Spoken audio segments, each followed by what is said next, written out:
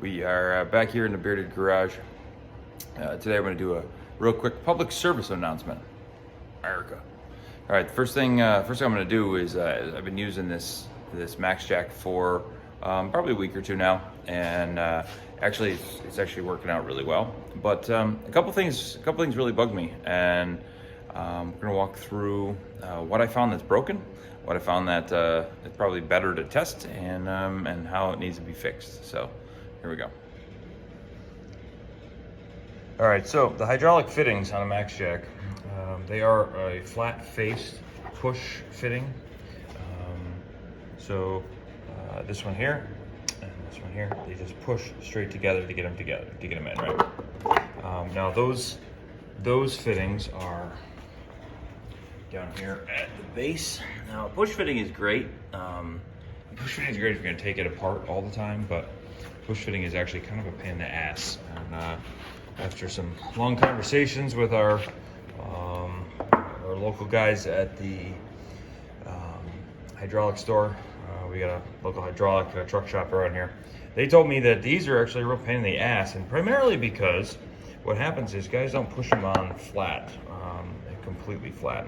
In order to get it started, you tip it a little bit and you push it in a little bit, and then what actually happens is because you tip it real quickly, this goes in, right? And that's where all the fittings go. So what happens is you actually have one that just inside here is a gasket. And the gasket, if you go in at a little bit of a cockeyed angle, it actually busts. Ask me how I know. So I went down to the store and I asked the guy, and he's like, yeah, those are shit. So I did a couple things. One, I replaced a couple of my fittings. Now I have a push fit, another just push fitting here. I'm going to be replacing them with totally different fittings just because I'm not interested in screwing around. Secondarily, I only took it apart for one reason, which is actually a design flaw in my opinion with MaxJax. And the design flaw is I had connected the base first on the hydraulic line. Well, you connect the base and then you try screwing this thing together, and you get the hose all cockamamie and screwed up, and you have to disconnect the base in order to straighten out the cable or straighten out the hose. So what I found is I also picked up a set of these, which is actually a really nice fitting. So the fitting is inside here. This is just basically a cover, which is actually hand tight, which is really nice. And all it does is hold the fitting together.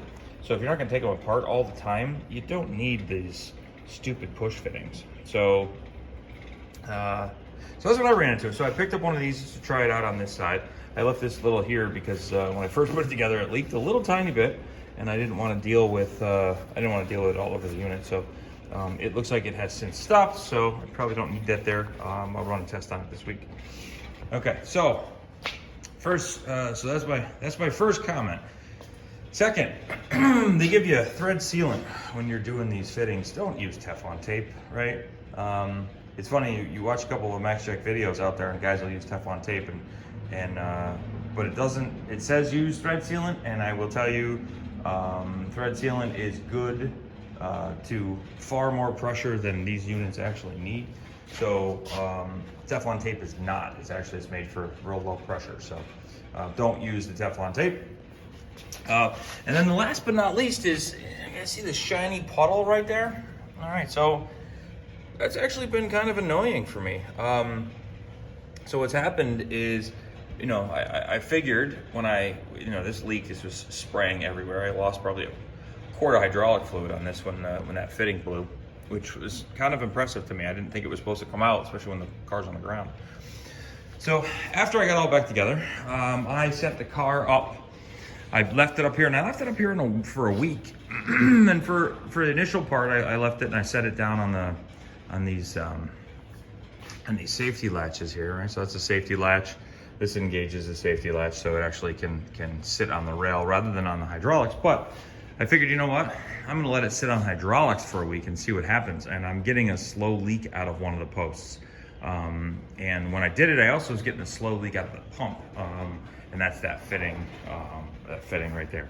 So this side, completely dry, absolutely fantastic. No problems over here. no shiny base, no problems with it. But public service announcement. So one of the things you can do is take a look at the fittings you have. Only use the proper thread sealant.